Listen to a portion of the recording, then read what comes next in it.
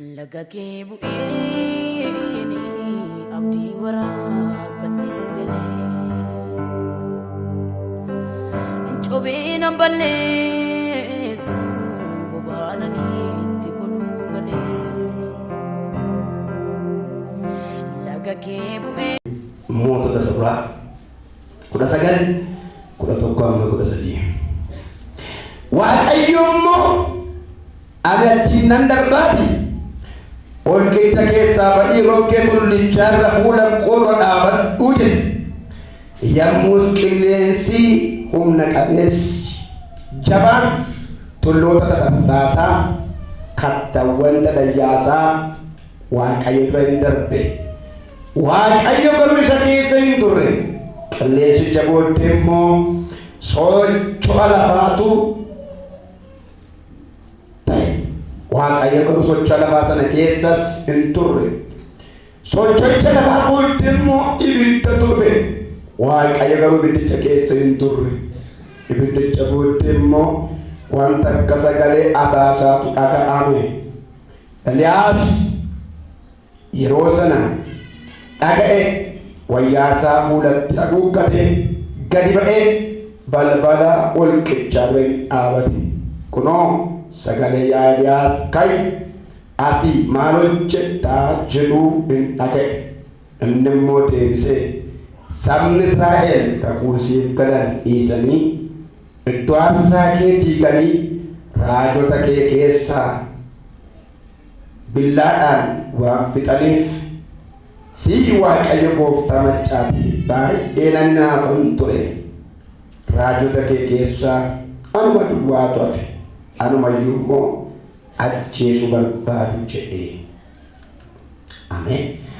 Amma 14 dubbisee mata dureen koo eenyuun akka dhageessu adda baafadhu waan jedhu irratti dubbadha eenyuun akka dhageessu adda baafadhu Macaafa faarfannaa 85 gaafa dubbifnu Daawit akkas jedha ani wanta Waaqayyo dubbatu dhaggeeffachuu nan barbaada sabni isaa warri isaaf of kennan gara gowwummaatti hin deebi'in malee gooftichi nagaa itti dubbatadha waan Waaqayyo dubbatu dhaggeeffachuu barbaada biyya lafaa kanarra sagalee hedduutu jira waan ta'eef Daawit hunda dhaggeeffatee wanti sirriin Waaqayyo bira akka jiru gaafa beeke isa kan Waaqayyoon dhaggeeffachuu barbaada mata dureen koo immoo eenyuun akka dhageessu adda baafadhu kan haasa'u baay'eedha jechuudha kan odeessu baay'eedha jechuudha biyya lafaa kanarra sagalee caalaadha hedduutu jira jechuudha mee achi deebi'een seenaa Eliyaas gabaabatti dubbadha Eliyaas kun Waaqayyotu na eegi atirran darbaa an achiinan darbaati na eegi gaara qaryoole sirratti na eegi jedhetu Waaqayyotu Eliyaasitti dubbata Eliyaas kun jalqabumti isaayyuu nama waan dhaga'u adda baafachuu dadhabe iddoo Waaqayyo isa kaa'ee ulfina guddaa Waaqayyo irra kaa'ee aboo guddaa Waaqayyo irra kaa'ee xiqqeessee lafa itti argamuu qabu ka'ee lafatti hin argamne itti argameedha tokko kaasee dubbisa 19 mootichi wanta Eliyaas hojjetu hundumaa akkamitti raajota ba'an hundumaa billaadhaan akka fixee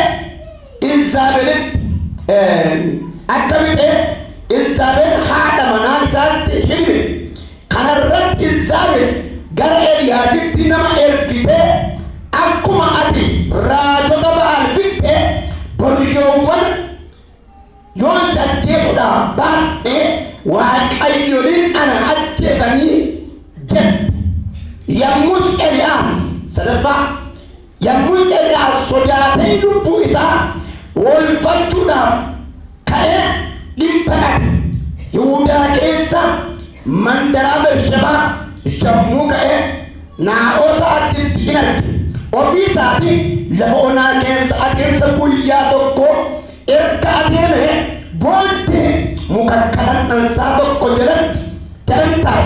Achittis ani abboota koorra waan ani wayyineef amma naga'aatiin yaa Waaqayyo na ajjeesii jedhe. Egaa asirratti bara Israa'eloonni Waaqayyoon dhiisanii Waaqa tolfamaa waaqessuutti deebi'anii Waaqayyoon kadhatee nama waggaa 3 jaja bokkaa caamsee Eliyaas. Nama miti Waaqayyoon nageessifachuuf nama aboo qabuudha. Nama Waaqayyo jedhee Waaqu Eliyaas.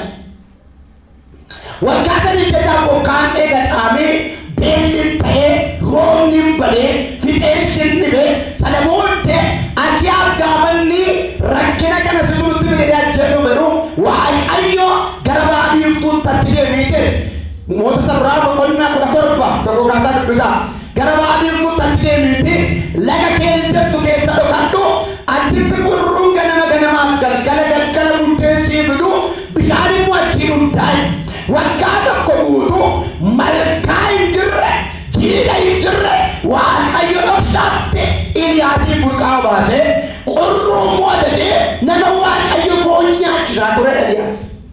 Itti dhiyeenyi Eliyaas Waaqayyo wajjin qabu makara guddaa. Nama abboomee Waaqayyo qurruu ajajee waggaa tokko guutu. Guyyaa tokko nuti akkana saatachuu danda'an waggaa tokko guutu. Nama foon lafa dhufettee eenyu kan jedhamtee ganamaa galgala garuu ajaja Waaqayyoon nama foon nyaatudha. Nama kanatu hin bade oduu dhaga'e raajota ba'aan sana isintu Waaqa biyya kanatti abaarsa fidee waan isaan fixeef raajota 150 ofii nama qalee fide Akiyaab mootichaadha mana isaatti dhaamsa dhaame.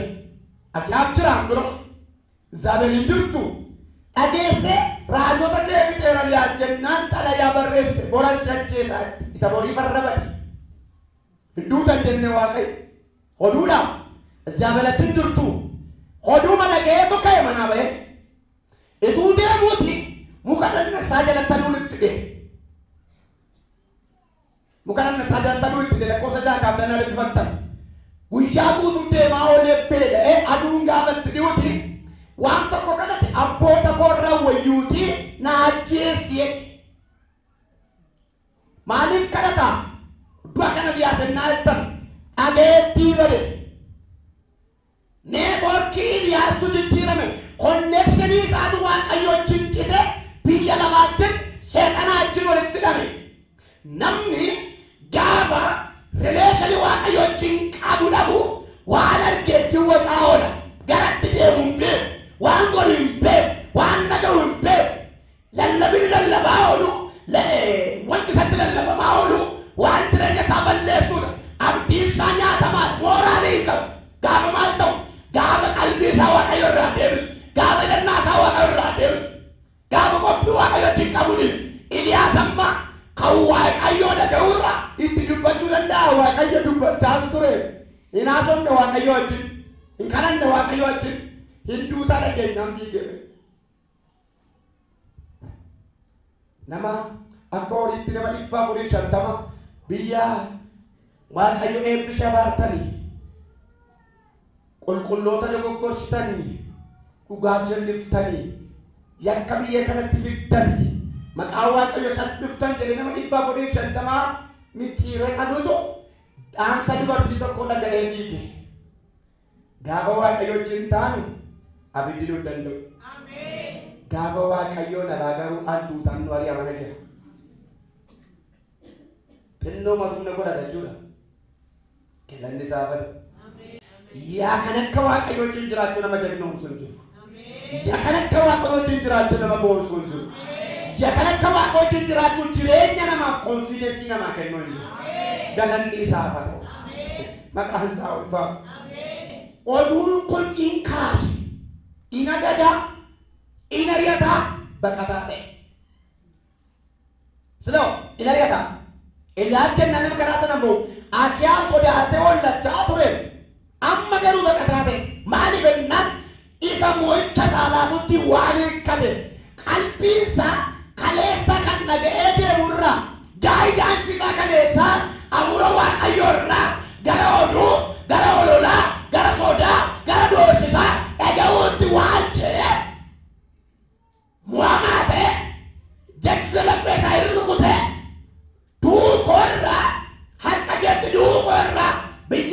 isheen badaa guyyaa guutuu deemee duudi inni gaafa deessu mukarannaa isaa jala ciiseetu naajjeese maaliif jua kanatu waan arrakkise imbeelee innee boote hodhu waaqayyo dhaqee achitti rakkina Eeliyaasis beeka waan ta'eef bittillee tolcheetu bishaanii wajjin kenneef rafee duunni jiru yeroonni qoso ergamaa waaqayyo ka'ii nyaadhennaan gaafa dammaqu bittilleen abiddarraa bishaan teerti bishaan ni biraraa abiddi jira namni hin jiru namichi beelaan akkam fedhee ka'ee nyaate deebi'eera takka ture ammas saateetti buteef ammas irruma kaa'ee tolcheetu ergamaa waaqayyo nyaachise lammata gaafa inni nyaatee raawwatu eessaa dhufte gaafa naasaa jalqabu lafa dheeraa deemte nama karaa fagoo deemuti oduun karaa tambifti nama karaa fagoo deemu ololli karaa tambisa yoo mandaricha keessatti ufneerra ta'e waaqayyo nu haa kaasu waaqayyo irraan nageenya oduu dhaga'eefiiti kiristaanni gaafa hidhannaan isaa laafu gara oduutti deebi'a waan hundumtuu hin darba jechi waaqayyoo moollaa uumaa nama uumaa waan waaqayyo dubbate bara keessatti jireenya namaa dhaala mana namaa dhaala seenaa namaa jijjiira sagalee gadi waa erginaa onko maalta hin fayyaadha sagalee sun waaqayyo jechuudha mi'aameen jedhaaga kanaaf namni sagalee waaqayyoo dhagee waaqayyoon nagee namni waaqayyoon nagee hin jiraata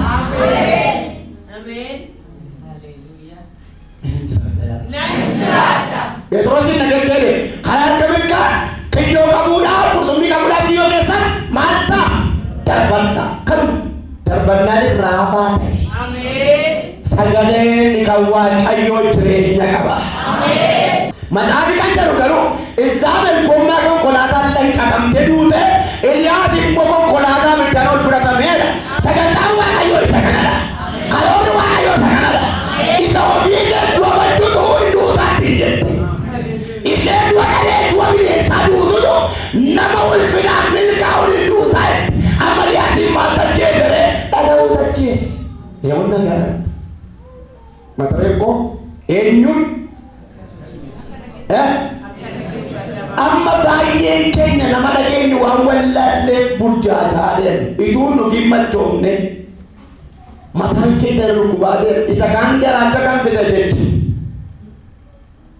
isa kaan gaddaa kan godhe tokkuma dhufee waa darbatu isuma dhageenye iddootti la amma jecha namaa dhageenyu tu jecha waan fayyoo dhageenye qoochoo baafna laataa jira isaa ulfaatu yesuus jedhamoo hin jiru eenyuun akka dhageenya beeku hin duutette ega isheen naachiifti ta'e harka isheetti hin du'e iddoo Eliyaas iddoo amma jirtutti du'e dhaqatee jetti aduutti du'e dheetu sagaleetti tattaate nama koo isa qabuu dhufnaan qoltu si qabuu dhufnennaan abiddi battii waaqaa gaditti bu'ennaan nama 51 si'a sadi xap godhe Gurupi irratti abidda roobsee nama fixuudhaan Eliyaas tokko isheen gaafa yaada waaqayyoo keessaa ba'an waan xinnootu nama gana tattarsa afi yaada waaqayyoo keessatti waaqayyo rakkoo Eliyaas argara waan ta'eef nyaadhuun deemtaa'e waaqayyo kanatu gaara Qarmeloos irratti ol ba'ii achii dandarbannaan eega nyaatee booddee hin deebi'e nyaadha ammayyuu hin deebita mul'ata irraa kaatteetti hin deebita abjuu toora gadhiisetti hin deebita yoo nyaatte sagalee kana humna haaraa dabalattee kaata yoo nyaatte sagalee kana abidda kaatee baata Eliyaas hin nyaate iddoo qubatti namne hin nyaate gaafa qabu garuu guyyaa 40 deemtannaan deemsa haaraa jalqabe nan du'aan himafee nan salmaddaa himafee amma gaara waaqayyoo tol ba'uuf ka'e nyaate inni nyaate isa kaleessaa caalaa humna isaa dachaa akka dabale sagalee waaqayyoo dubbata hin nyaate garuu nyaadhaa hin kaatu warra hundi keessan laatu warra deemsa buura kee bulchaale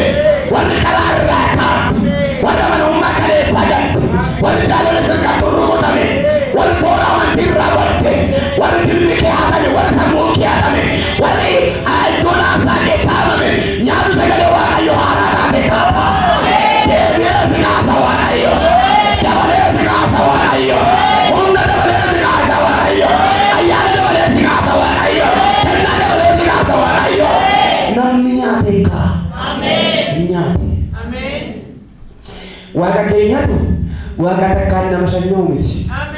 Badii barbaachiftu waaqa hedduun ta'in carraa kenneef. Eessaa dhuftennaan hin fixan namoonni tokko iyyuu naafneeti.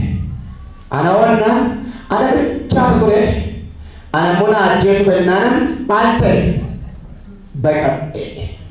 Ana iyyuu na ajjeesuuf na barbaadaa jiru. Ana immoo harka isaanitti doodheen na ajjeesu jennaan akkamii jedhe. Afanii rukumii torba jedhe. Ani qaba jedhe. Waaqayyo qaba jedhaan. Waaqayyo qaba. Dabalaa jedhaa. Waaqayyo qaba. Yesuus jireedha. Yesuus jira. Kuma meeqan qaba? Torban qaba. Siinis waan an hojjedhu waan an qabuuf ati hojii kee hin fidne malee waan an nama damee balse barbaade jennaan elaa kunnoo yehuun jire. Elaa kunnoo ajaa'ibtu jire. Elaa kunnoo ilcheetu jire. Warraa biddata balleessota jire. Yewachuun isa Izaabel kana gommaadhaan lanqate ajjeesedha. Izaabel isaaniitti. Izaabel ajjeesetti bakkaatti gommaa konkolaataadhaan dhaqee kannaa darbadhaadhee gommaa rarriitti ajjeese. Yehu isa baachira kunoo Eliyaas garuu nagar. Elsee jechuun nama dinqii gurguddaa Eliyaas hojjete dachaadha. Eliyaas dinqii saddeet hojjete Elsee immoo 15 jedhama taa'amni dachaa'iitii fi isaa nama tajaajiluu danda'utu jira. Elsee kanaaf ani maalan qaba? Naman qaba. Torbayyuun qaba. Ati garuu ka'ee kee ba'i. Lafa tun jaallatiin itti kufte, lafa filattee buufte, lafa waaqootti sin jaallanne, lafa immoo ganama kana sa'aatii kanaa gaaftee itti ol jibbite, abidda Waaqayyoon cabsii qabi.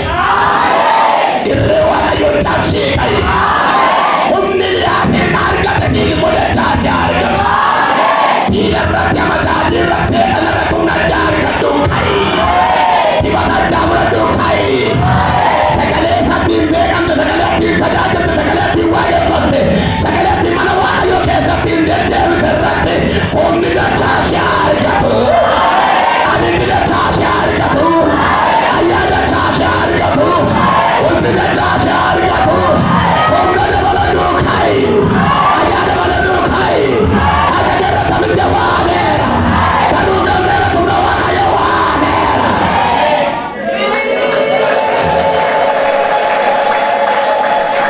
Amma Eliyaasiif Waaqayyo walii galan. Kanaaf maal jedhe gara gaara Qarmeloos irratti ol ba'ii achiin darbaannaan utuu Eliyaas Waaqayyoon eegu wanti sagalee Waaqayyoo fakkaatu wanti garuu sagalicha hin taane fiigaa dhufe. Inni jalqabaa qilleensa humna qabeessatu tulloota tatarsaasaa kattawwan Eliyaasaa dhufe. Sila hin jiru qilleensi humna qabeessatu lafa tatarsaasaa kattaan Eliyaasaa dhufe. Waaqayyo garuu dhabdubisaa 11 Waaqayyo garuu isa keessa hin turre. Wanti lafarraa kun dhufeera garuu Waaqayyo keessa hin turre. Wanti kattaan Eliyaas dhufeera garuu Waaqayyo keessa hin turre. Amma Eliyaas qalbiitti waan deebi'eef sammuun isaa waan barame gaafatti dhaggeeffatu hin fakkaata malee miti. Gaafa nu dhaabannu wantoonni iddoo keenyaa nu kaachuu barbaadan qilleensonni baay'een murtanii dhufuu danda'u. Iddoodhaa kan nu kaachuu oolonni baay'een dhufuu danda'u. Garuu adda baafachuun bayeessa. Gaafa dhaabattu Waaqayyoon eeggachuudhaaf gaafa murteessee gooftaa wajjin kaatu iddoo Waaqayyo si kaa'ee dhabamsiisuudhaaf kaayyoo ati eeggachaa yookaan immoo kaayyeeffatte irraa si butuudhaaf fakkeessee kan dhufu baay'ee ta'uu danda'a. Qilleensichi maataa lafa tarsaasa humna qabaa kattaa Eliyaasa. Qilleensa jechuun holola jechuudha yookaan hoduu jechuudha. Holola jechuun maanni? Holola jechuun wanta dhugaa hin taane kan namarratti odeessan jechuudha. Waaqayyo garuu keessa hin turre. Isa lammataa Eliyaas gaditti ba'uun hin darbe. Dabarsi hin darba. Waan siin ilaallanne dabarsi hin darba. Yoo mirgee mana sitti qote wirraan bareedee dhaggeeffatu hin darba. Waan siin ilaallanne, waan jireenya keetiin hin deemne, waan mul'ata keetiin hin deemne, waan kaayyoo keetiin hin deemne darbatamee dhufuu danda'a. Karaa waajjiraa sitti ka'uu danda'a. Waldaadhaa ka'uu danda'a. Maatii gidduudhaa ka'uu danda'a. Karaa gaa'ilaa ka'uu danda'a. Dabarsi hin darba. Maaloo amantaa dabarsi. Itoliin galii, ittiin irraatiin, waliin galchiin, galtiin bahiin hin darba. Ta'uu danda'a. Yookaan sitti ga'eera ta'uu danda'a. Yookaan immoo ganaa ka'a ta'uu danda'a. Garuu hin darba. Humna qaba. Maaliif lafa sochoosaa irra humna qaba. Maaliif kattaalee nyaataa irra hin fakkaata. Waaqayyo lachiin hin darba waan jedhe faana waaqayyo fakkaata ka. Yaadni waaqayyo fakkaata ka. Yaada waaqayyo fakkaata noo. Fakkaatu iyyuu hin ta'u. Wanti calaqqisu hunduu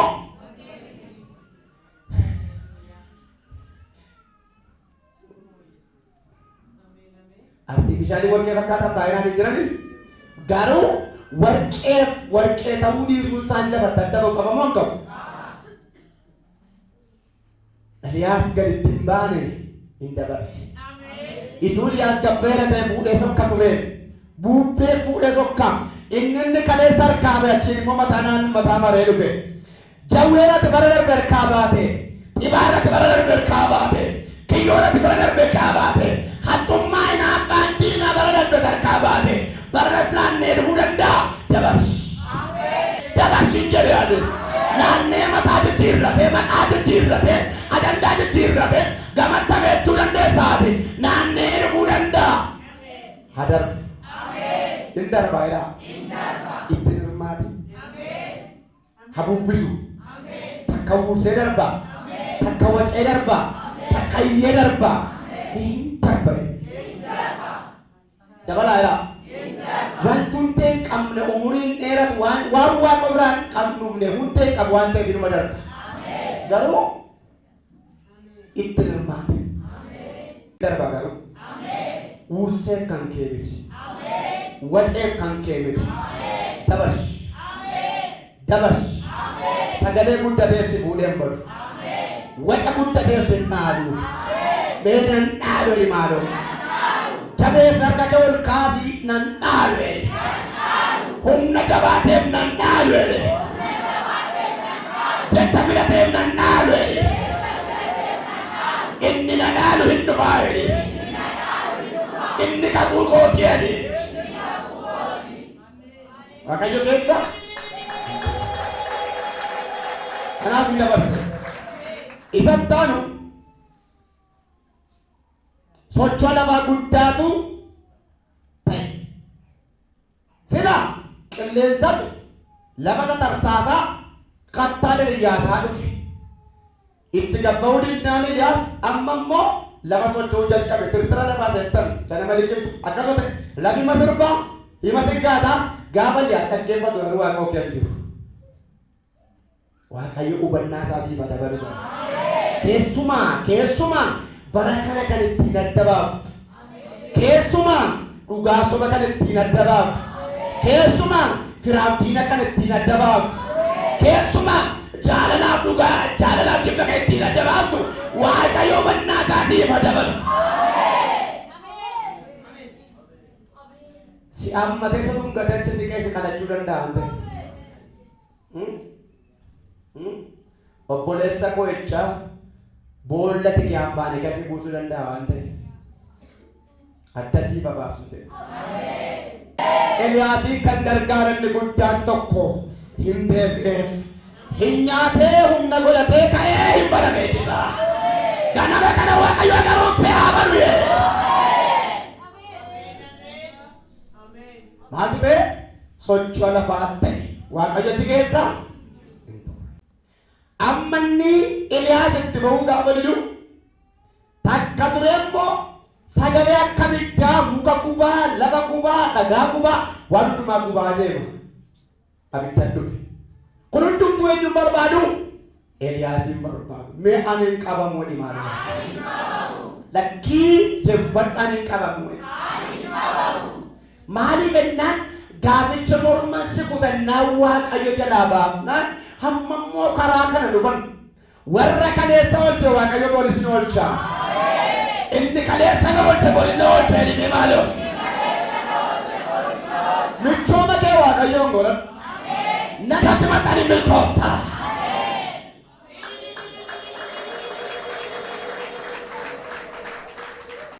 Kanaaf tokko faana Waaqayyo irra deemi ati mochaan baatee galta.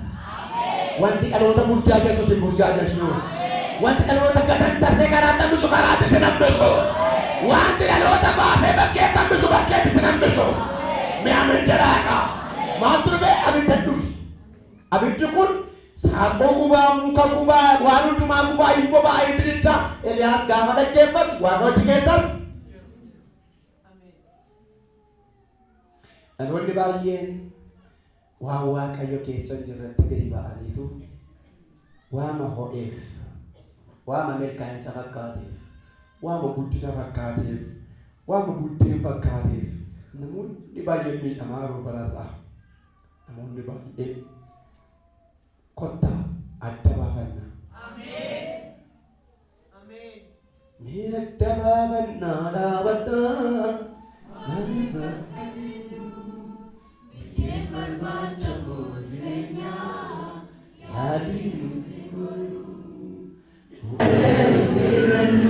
Yesuus duratti bu'aa biyya lafaaf fiinna yoo ta'e iddoo isa waaqarraa nuun kenne isa lafarraa nutti hin kennu. Amaluma sanatti. Maaliif kan nuu du'eef mana nu ijaaruun miti.